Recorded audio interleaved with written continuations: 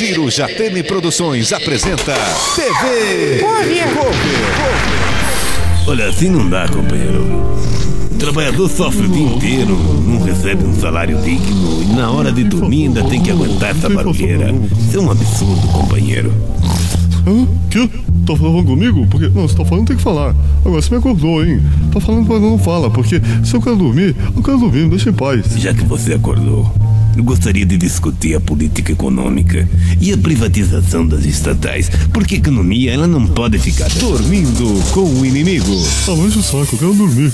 Ai, dormir como? Roncando, é claro. Não vou deixar. Me dá o travesseiro aqui. Dormindo com o Inimigo, premiado no Festival de Brasília. Companheiro, acorda aí, já dormiu de novo? Ah, que companheiro que nada, me deixa em paz, rapaz. Essa cobertura é minha. Daqui a pouco tem mais humor de Ciro Jatene.